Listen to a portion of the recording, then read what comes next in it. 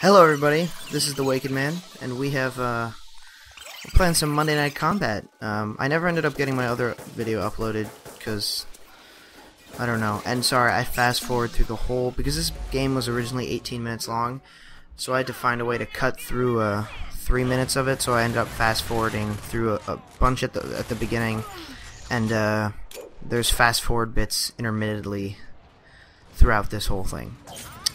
But I'm actually not going to talk about this game, even though it's amazing, and I will go as far to say if you don't own it, go get it right now, because it's totally amazing, and it's seriously loads of fun, not frustrating. It's a cool game. But today we are actually going to talk about Plato. If you don't know who Plato is, not Plato, Plato. He's an ancient Greek philosopher. And we're going to talk about the allegory of the cave. Now, for those of you who don't know what the allegory of the cave is, we learned this in American Studies for some reason, and I found it very interesting. But basically, the allegory of the cave is Plato's idea that if you were to put, if there were, now I know this isn't going to make any sense because this could never happen, but it's just a it's hard to explain what exactly it is, but just I'll explain it as I go through the story and stuff. An allegory, in case you're wondering, means story with a point, I believe. I'm not 100% sure. I'm pretty sure that's what it means. Anyways, the allegory of the cave is, imagine for a sec that that someone in their whole life had been, like, they've been born in a cave and they've been just chained in one position so that they can't move. And they're facing one of the walls of the cave, okay? And they can't move. They've always been in this position for their entire life. They've never moved. They're probably amazingly overweight, but that's not the point. And behind them, and elevated, is a road, okay? And on this road, people just walk by with stuff because it's I don't know, but people often walk by this road, right? And behind the road, there is a big fire.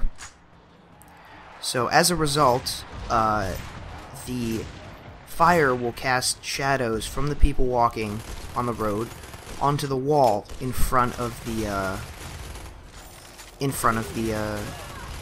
people that have always been in the cave. Am I making sense so far? I think it's pretty straightforward. So there's people that have always been in this cave. They've never left. And all they see in front of them are shadows from the people that walk behind them. Now, because this is all they've ever known in their entire life ever, they assume it to be real, because, I mean, if it's all they've ever seen, they don't know that there are things causing the shadows. They just assume the shadows to be real, right? And so yeah, that's the shadows is all they've ever known, because that's all they've ever seen since birth, right? Now, if one of those people was to be taken out of the cave, one who's only seen shadows for his entire life, if he was to be taken out of the cave and exposed to the real world, then he would reject everything that the people told him, because all he's known for his entire life is the shadows, right? So if someone took him out, unchained him, and was like, look, this is what's causing the shadows, see, there's fire here, and the people go on this road, and this is what causes the shadows, he would say, like, no, that's not true. I've been out there my entire life, and I know that those shadows are real, right? And then slowly, as they explain to him, he would begin to understand that the shadows were just that, shadows. And then, when they take him out of the cave and bring him into daylight, he'll see the sun, and because he's lived in a cave his whole life, and this cave was dark, the sun would, his eyes would hurt, and he wouldn't be able to see, and then slowly he would, realize that he's been living in a cave this whole time, and that the reality is that there's a sun, and the whole society outside, and he begins to pity those other people who he's regarded as equals his whole life, right? Because he realizes, like, oh, poor guys, they're living in this cave, right? And for their entire life, they've just been living in this stupid cave, whereas there's all this stuff out here. And so, what happens is then, while people were in the caves, they often, they had a little society down there. because, you know, I mean, if you were chained up in a cave, you would do something with your time. You wouldn't just sit there. And these guys, what they would do is they would name the shadows. So they would see shadows on the wall, so they'd have a shadow of a dude holding like an urn, and then whoever who could predict or guess the shadows would gain social status in the society of the cave. And he was the best. He was the best one down there. I mean, he was the best shadow guesser in the caves. But now that he's out of the caves and you realize he's just guessing shadows, he realizes that, or well, he doesn't realize, but all those previous achievements of things that were worth a lot in the caves are now worthless to him, because he realizes that it's just rubbish, basically, and that it doesn't really mean anything. So the next bit is, once the people have brought this person out of the cave and got him fully accustomed to the outside world, and when he's realized that, you know, everything, you know, he realized he was wrong, and there's more than the cave, and the shadows weren't real, they put him back in the cave, right? And the reason they put him back in the cave is, you know, when he goes back in the cave, he says to his fellow cave people who have been there this whole time, you know, oh guys, you're living in a cave and none of this is real, and there's this whole world outside, and all the shadows that we see are actually caused by yada yada yada yada. And of course they're all like, what are you talking about? Like, because they've lived their whole life. And as a result of him being outside for so long, because he's been outside for a long time, his eyes have totally adjusted to the outside, and he's now no longer able to see in the dark like he used to. And while he was in the cave, he was the king of... He was the best one at the shadow guessing games, and now he's horrible because he can't see, right? And so he comes back and he tries to tell them all this, like, oh, you know, there's all this stuff outside the cave, and you know, they don't believe him because all they've ever known is the shadows, right?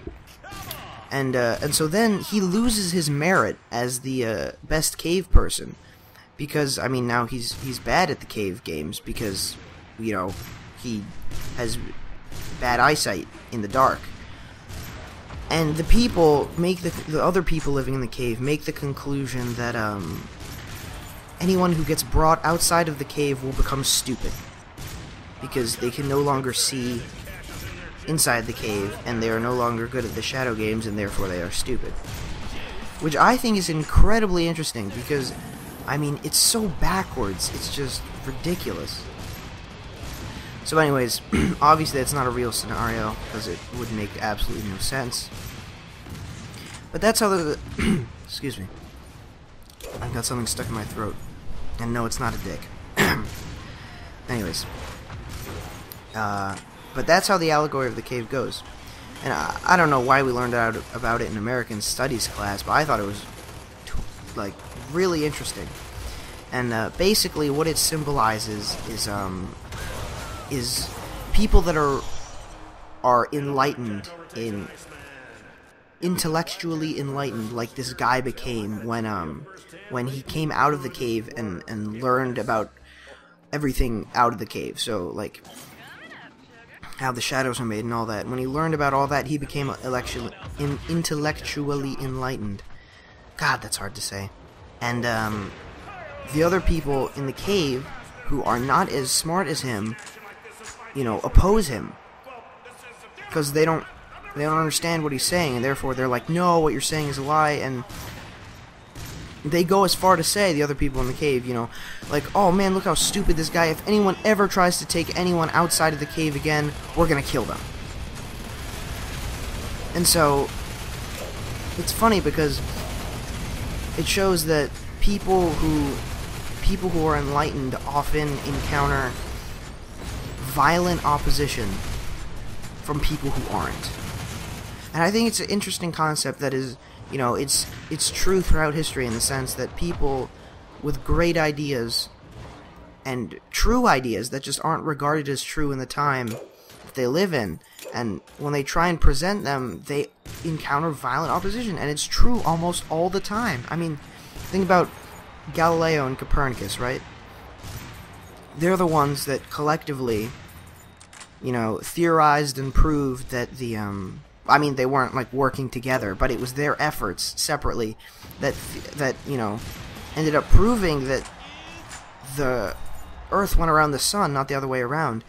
And the way people thought back then, it was called the Greater Chain of Being, or something like that. And basically it said God was on top, and then it's like this great big hierarchy of stuff. And basically what it came down to is if they proved that the Earth went around the sun and not the other way around, then everything that the Greater Chain of Being ever stood for was wrong, and everything people believed at the time was wrong, and basically everything they knew was wrong. Kind of like, you know, the Weird Al song, everything you know is wrong. Anyways, and so they were like, F no. I mean, they put what's his face, Galileo, in house arrest for like his entire life. Okay, smart people have always been prosecuted, I want to say, or people who think ahead of their time, or like Martin Luther King, you know, he wanted rights. Seriously, just effed by society, because I don't know, we were all douchebags back then. I don't know what the deal is, but I mean, that's true. I mean, I can't think of any other examples off the top of my head, but like Einstein, there's another one. Einstein got bad grades in school, right? And everyone who's like a C student is always like, oh yeah, well, Einstein got bad grades in school, so I'm gonna do good in life. Whatever. I mean, if you're a C student, you know, fine. I mean, I'm not gonna judge you or anything. I'm not, because, well, I don't want to be, and it's just like, I don't know. It can be a personal preference, but anyways. Enough about C students and the like. I don't know why I was following this guy in the game. Sorry, I just got owned. But what was I saying? Right. Einstein. The reason Einstein got bad grades in school, right, is because he knew that the book was wrong. The textbooks at the time were wrong. He would, you know, he got bad grades because when he was doing something in school, he would look at the textbook and say, no, I'm sorry, this is wrong. Like, he would just say, this is wrong, this is how to do it. I mean, think about it. If you went to your physics teacher and said, I'm sorry, this is wrong, what would he say? Would he be like, oh yeah, you're totally right? Or would he be like, what are you talking about? It's not wrong. He would, definitely the second one, he would be like, no, it's not. And no matter what you said, he would be like, no, it's not. I mean, all the formulas would be wrong. So you couldn't, your formula wouldn't have any proof behind it. You would be like, actually, this is the real answer. And there would be no, you know, support for that. So that's the deal with Einstein. That's why he got bad grades in school, because he would go to his teachers and say, I'm sorry. Well, I don't even know if he said, I'm sorry. He just said, this is wrong. This is not how you do it. And that's why he got bad grades, because his thoughts were so radical, and he would just, you know, that's the reason why. Because he would say, no, this is wrong, and the teachers didn't like that, obviously. I mean, think about how your teacher would react if you just told them, no, you're wrong, when it came to school stuff. You know? So, I mean, that's why Einstein, his whole life, he was in a big argument with other people, and you know, Einstein, even him, he didn't accept the idea of quantum physics. And I don't know if that's currently accepted in society. I'm pretty sure it is. But he rejected that. I think he said God doesn't roll dice, because quantum physics basically says everything is based on chance. It's like, if these elements come together and do this, it's chance. You know? And he said no, you know, there's a exactness to it. I don't know. I don't know much about quantum physics, or physics for that matter. So, you know, if you guys do know, and if something I've said is wrong, please tell me, because probably something I have said is wrong. Simply because I mean, I'm just taking this on the authority of my teachers and all that. Alright, and that's the end of the game. I know this was a kind of weird topic, but just be sure to subscribe, and if you have any thoughts on what I was saying, you thought it was interesting, or you'd like to hear more about it, or whatever, just let me know in the comments, because I'd like to hear from you guys. Alright, cool. See you later.